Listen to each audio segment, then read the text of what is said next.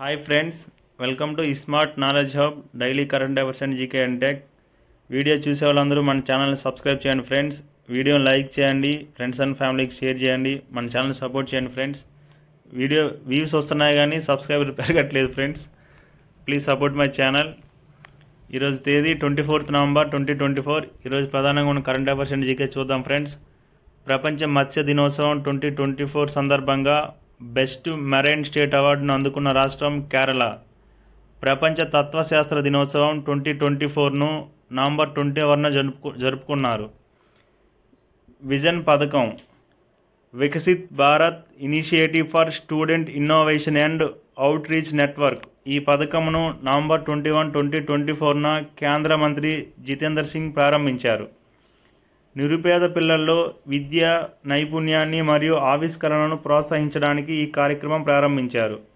హర్యానా రాష్ట్ర ప్రభుత్వం పాలనలో శ్రేష్టతను ప్రోత్సహించడానికి Haryana good governance award scheme 2024ను విడుదల చేసింది.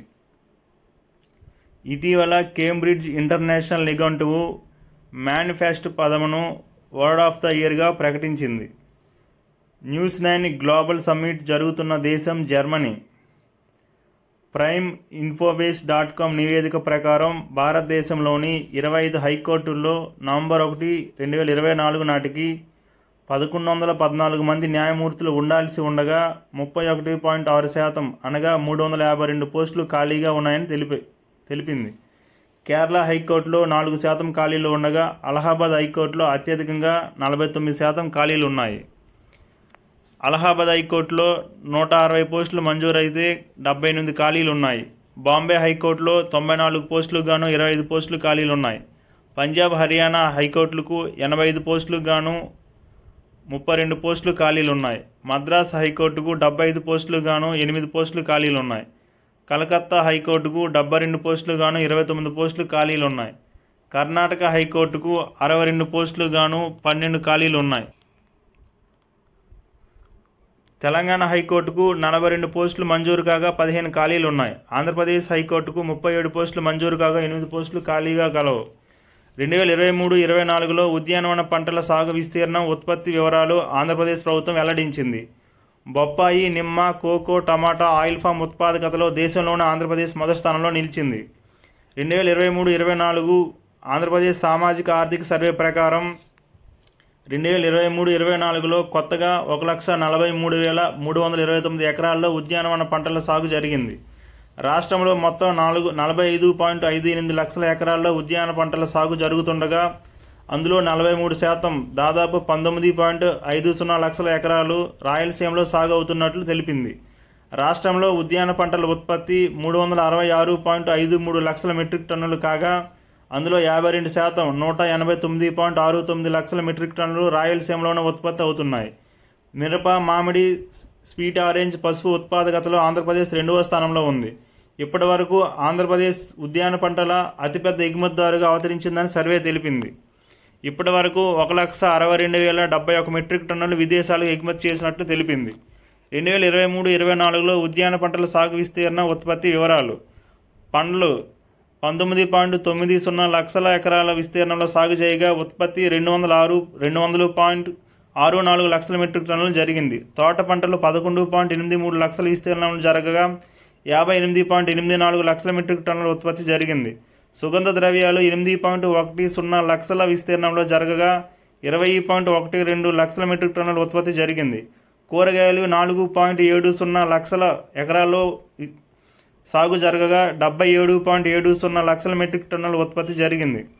పువ్వులు 1.05 లక్షల ఎకరాల్లో సాగు జరగగా 9.23 లక్షల మెట్రిక్ టన్నుల ఉత్పత్తి జరిగింది. మొత్తం 45.58 లక్షల విస్తీర్ణంలో సాగు జరగగా 366.53 లక్షల మెట్రిక్ టన్నుల ఉత్పత్తి జరిగింది.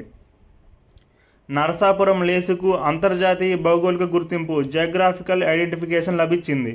నరసాపురం ప్రస్తుత పశ్చిమ గోదావరి జిల్లాలో కలదు. దేశవ్యాప్తంగా GIకి 8 జౌళి ఉత్పత్తులు ఎంపికయ్యాయి. ప్రత్యేక ఉత్పత్తుల ప్రోత్సాహం, మార్కెట్ లింకేజీ, బ్రాండింగ్, ప్రమోషన్ లక్ష్యంగా ఢిల్లీలో కేంద్ర జౌళి శాఖ ఆధ్వర్యంలో నవంబర్ 25న అంతర్జాతీయ వర్క్షాప్ నిర్వహించనున్నారు.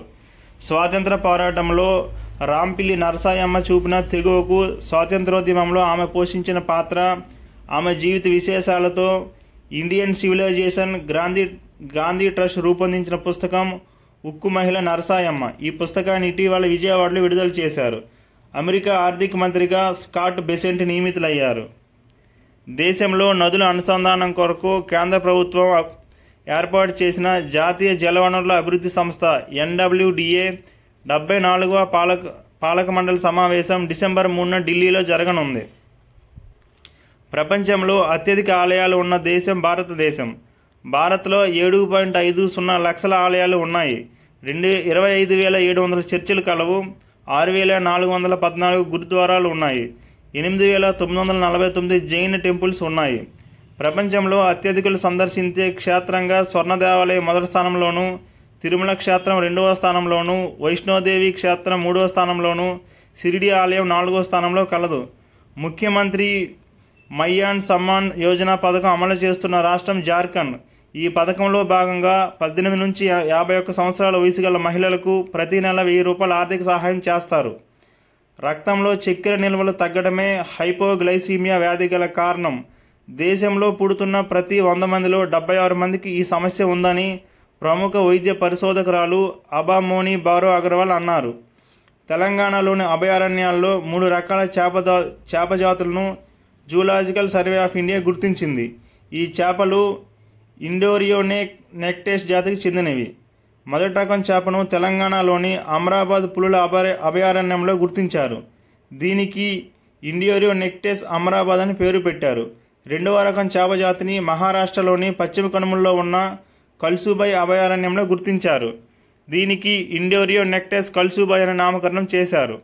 మూడవ రకం చేప జాతిని మహారాష్ట్రలోని రాధానగరి అభయారణ్యంలో గుర్తించారు.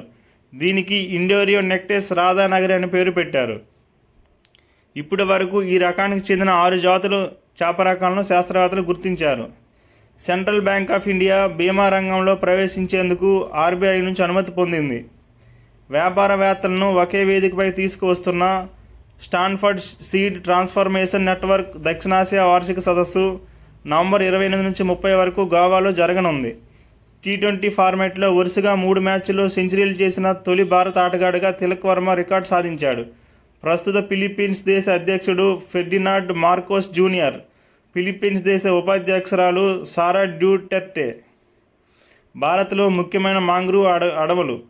తూర్పు తీరంలో పశ్చిమ బెంగాల్లో సుందర్బన్స్ అడవులు, ఒడిశాలో మహానది భితర్కనికా అడవులు, ఆంధ్రప్రదేశ్లో కృష్ణా గోదావరి డెల్టాలోని కోరింగా, తమిళనాడులో పాయింట్ కాలిమోర్, పిచ్చవరం, పశ్చిమ తీరంలో గుజరాత్లో గల్ఫ్ ఆఫ్ కచ్, కర్ణాటకలో కుందాపూర్, మహారాష్ట్రలో రత్నగిరి, కేరళలో వెంబనాడ్. Thank you friends. వీడియోని లైక్ చేయండి, ఛానల్ సబ్స్క్రైబ్ చేయండి, మీ ఫ్రెండ్స్ అండ్ ఫ్యామిలీకి షేర్ చేయండి.